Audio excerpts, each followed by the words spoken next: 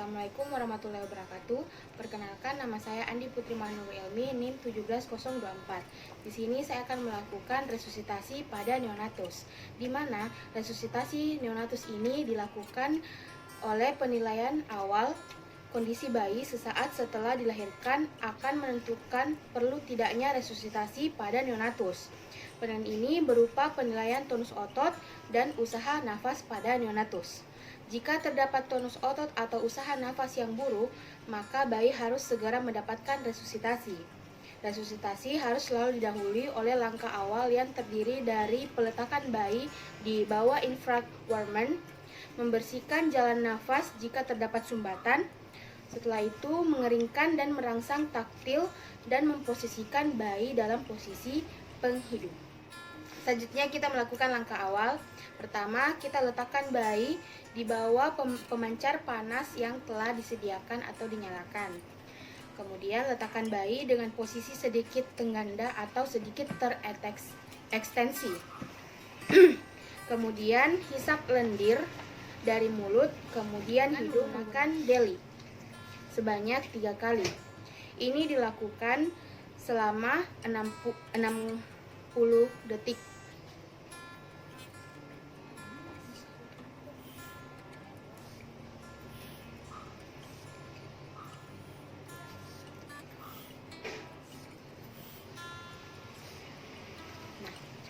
Setelah penghisapan telah dilakukan, keringkan tubuh bayi dan kepala dari cairan amnion.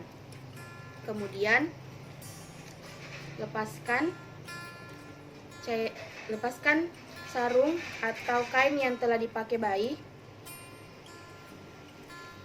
Setelah itu, pembersihan mulut dan hidung bayi dengan menggunakan penghisap seperti yang tadi saya sudah jelaskan. Kemudian, posisikan bayi terlentang, kepala posisi terganda, jangan melakukan ekstensi yang berlebihan. Berikan ganjalan punggung dengan kain setebal 2,5 cm bila kepala bayi besar atau oksiputnya itu menonjol.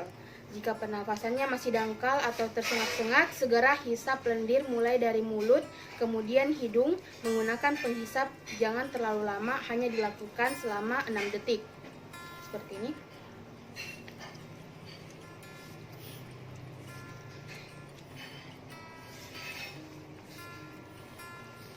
Kemudian kita evaluasi kembali pernafasan, frekuensi jantung, dan warna kulit pada bayi. Jika warna ketuban keruh atau bercampur meokonium kental, bila bayi menunjukkan usaha nafas yang baik, tonus otot yang baik, dan frekuensi jantung lebih dari 100 kali per menit, Anda cukup membersihkan sekret dan mekonium dari mulut dan hidung dengan menggunakan balon penghisap yang telah digunakan atau menggunakan kateter. Kemudian, setelah langkah-langkah tersebut dilakukan, maka kita akan melakukan rangsangan taktil pada bayi. Cara rangsangan taktil yang paling aman dengan cara menepuk atau menyentil bagian telapak kaki pada bayi, atau menggosok punggung, perut, dada, dan ekstremitas pada bayi, seperti ini. Kemudian kita mengevaluasi kembali kondisi bayi, di mana nilai pernafasan bayi dengan melihat perkembangan dada dan warna kulit, dengarkan suara nafas seluruh lapangan dada dengan menggunakan stetoskop.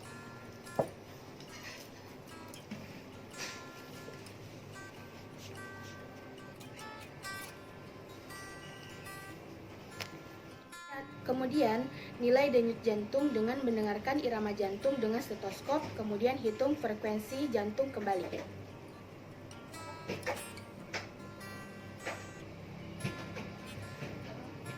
Setelah dilakukan pemeriksaan menggunakan stetoskop, kita nilai kembali warna kulitnya, apakah dia kemerahan atau terjadi sianosis perifer atau sentral. Kemudian kita pasang monitor saturasi. Selanjutnya kita memberikan nafas bantuan pada bayi.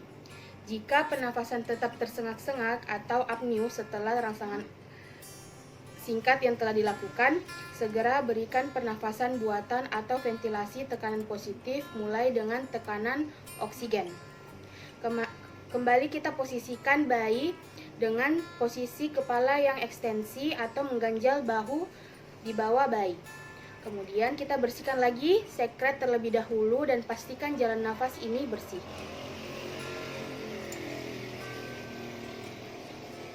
Kemudian kita letakkan sungkup di wajah pada bayi dengan rapat, tidak bocor melalui sisi sungkup. Berikan tekanan positif melalui bag valve mask atau ampu bag dengan lembut sambil melihat perkembangan dada pada bayi. Seperti ini dengan cara metode tekan, lepas, lepas, tekan, lepas, lepas, tekan, lepas, lepas. Setelah melakukan metode tersebut, selanjutnya kita evaluasi kembali pernafasan dan denyut jantung secara simultan. Nah, setelah langkah tersebut sudah dilakukan secara berurutan, kita lakukan kembali. Bila ventilasi tekanan positifnya tidak efektif, dapat dilakukan intubasi endotrakeal atau pemasangan sungkup laring dan tingkatan pemberian oksigen menjadi 100%. Selanjutnya, kita melakukan kompresi jantung pada bayi. Indikasi pijat jantung bila setelah 45-60 detik dilakukan VTP dengan 100% oksigen dan frekuensi jantung tetap di bawah 60 kali per menit. Kemudian, untuk kompresi ini dibutuhkan 2 orang untuk melakukan kompresi jantung pada bayi. Pada pelaksanaan kompresi, menilai dada dan menempatkan posisi tangan dengan benar. Seperti ini. Kemudian untuk pelaksanaan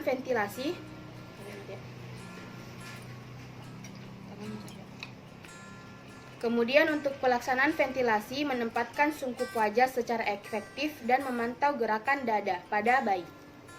Kemudian penekanan dada dilakukan pada sepertiga bagian tengah sternum di bawah garis imaginer yang menghubungkan papila mamae. Pemompaan atau kompresi jantung dilakukan frekuensi seperti ini. 1, 2, 3, pompa.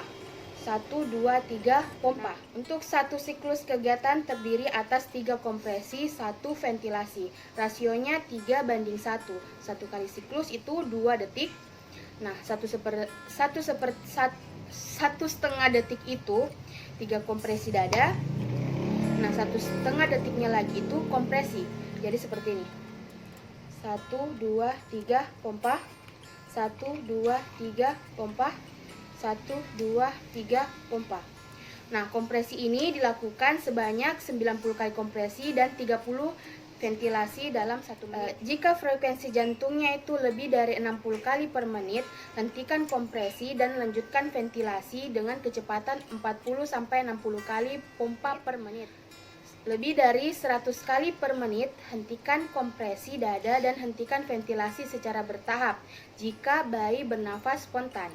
Jika kurang dari 60 kali per menit, lakukan intubasi pada bayi jika belum dilakukan, dan berikan epinefrin dengan cara intravena.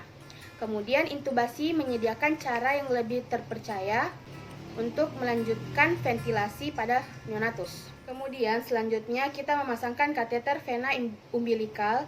Nah, kateter vena umbilikal ini merupakan jalur intravaskuler yang paling cepat didapatkan untuk memberikan cairan dan obat walaupun dalam keadaan sirkulasi perifernya buruk.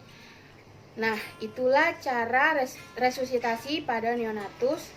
Mohon maaf jika masih ada kekurangan. Wassalamualaikum warahmatullahi wabarakatuh.